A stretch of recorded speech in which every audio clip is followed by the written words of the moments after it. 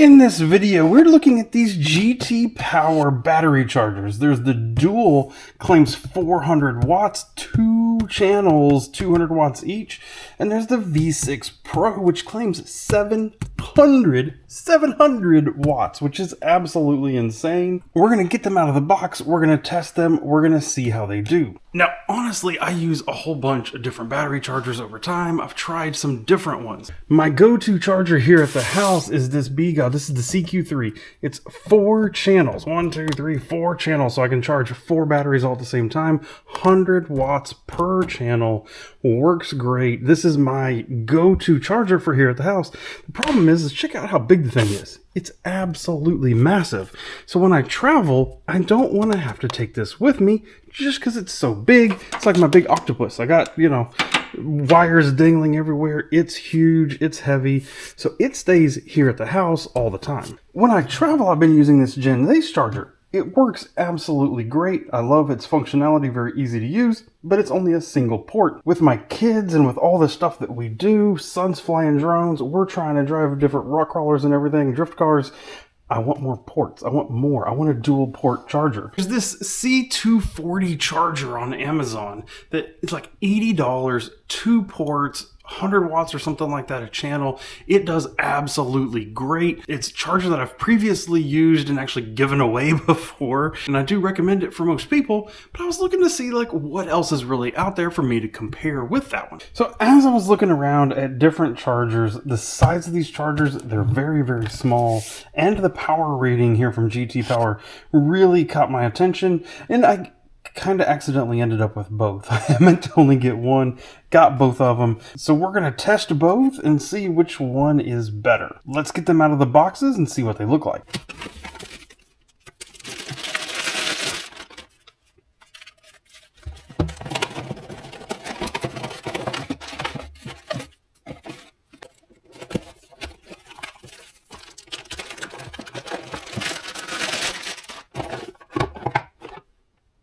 Well, this is very interesting. So both of them out of the box. I expected, based on what I saw before, for the V6 Duo to be smaller than the V6 Pro. I thought because this had, more features that it would be bigger, but really they're not.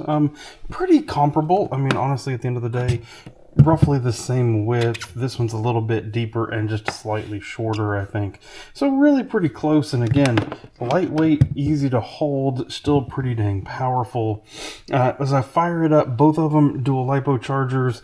You can see they're plugged in with the plugs that were provided. And here's manuals. I'm going to go ahead and admit I was a little bit confused when I first looked at these chargers, because when you look at them, yes, they have a XT60 port here on the front, but then there was nothing in the box that actually provided anything from a balance port or any kind of leads. And I was like, well, dang it. What the heck am I supposed to do with that? Turns out I'm just an idiot. If your battery has an XT60 on it, of course, you can just go ahead and plug it in. But then this is actually designed and set up here for the balance plug to just plug directly in. You don't need an adapter. You don't need anything. I was being silly.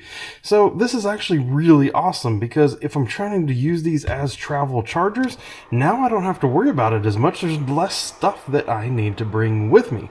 Now, of course, a lot of my batteries do use other ends besides XT60. So with this adapter that I have here, I can plug that in, and then I can charge anything that I would want over here on this end. I've actually had a couple of events now where I've actually taken these chargers out with me and given them a shot while I'm out in the field, while I'm at the event, to just see how they do. And I've been able to charge nickel metal batteries for some folks, other lipos for some folks, at different speeds, different rates. Everything so far has been working quite well. Pretty simple as far as how you use this. So right now I have this little Ovonic plugged into channel 1. All I have to do is hit channel. You can see that channel 1 expands and channel 2 is hidden right over here on the side. If I want to see channel 2, I hit it. I can go back to both, or I can go to channel 1. Assuming I want to charge this battery, now that I'm here, I will come in and just one push down on this roller wheel. I can come up to lipo. I can say whether I want to, what I want to do with it. Now, if you want to balance, that just balances the cells at the voltage that they're at now.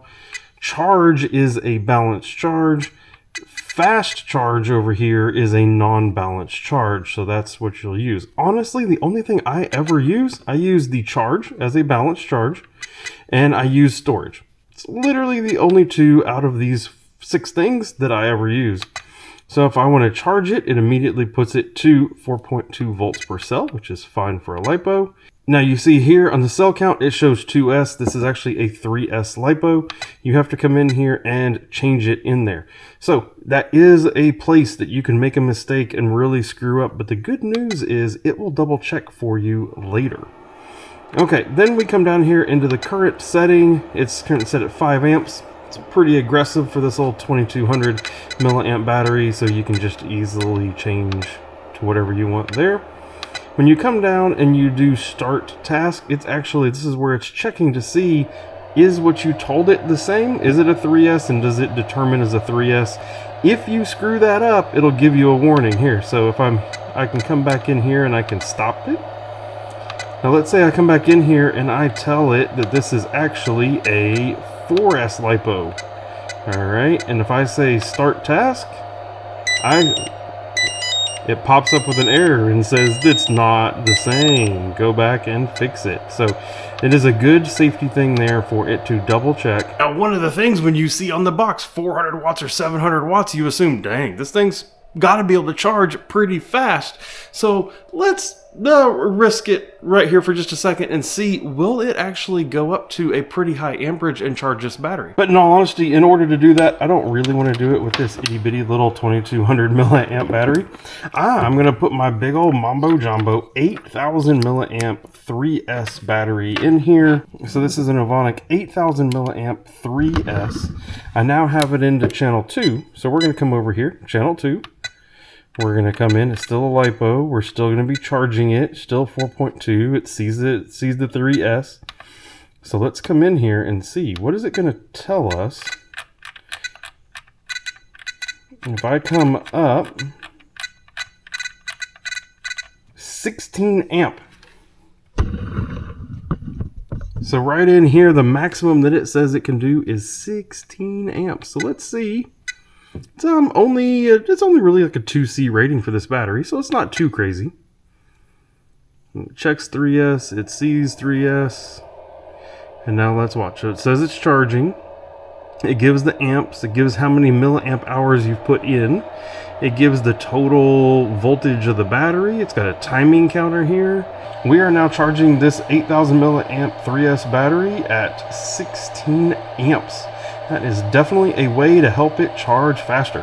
While you're charging, you can actually roll down here and it'll show you the voltage in the 3 cells that you're charging, or up to 6 cells. Clearly it can do up to a 6-cell lipo. But here I can see the voltage across all 3 of those cells. It does show the resistance in here. We're at 6 and 7 across the board. And look at that, dang, we're almost already charged. We're at 4.1617 across the board already. I think put some voltage in this really fast at 16 amps. I'll say the other thing that I have enjoyed so far is I have enjoyed the wireless charging feature here. You can just set your phone up on top of it if it's capable of it and the case is not too big, and it does wirelessly charge your battery. While I've been out, I have been able to use that. But it is good to note that the charger does also come with USB ports here on the side. Just standard square USB there. I've been able to charge, GoPro batteries and other stuff along those lines that I've been using while I'm out in the field. Charging a battery here and being able to do that all at the same time. My experience so far, that is definitely the benefit of this Pro over this standard V6 Duo. That Wi-Fi charge, the wireless charging up there for your phone, but this one does also still have the DC out over here. So in my testing, both of these chargers have done quite well. If you're looking for a simple dual LiPo charger, very small footprint that you can take with you, or that you just want to take up less space on your workbench, I think either one of these can be a really good choice. At the end of the day, the standard V6 Duo comes in right about $100. You can find it various places online for just at that $100 mark. The V6 Pro comes with the Wi-Fi charging, comes with a little bit sleeker design overall, comes in about $135 $25-ish, something like that, depending on where you look. So when you see both of these out there, it really just depends. Do you want to save the $35? A little bit more of a brick. But it does have the independent controls for each channel. The Pro, a little bit nicer, bigger screen, a little bit more lower profile, comes with more power overall.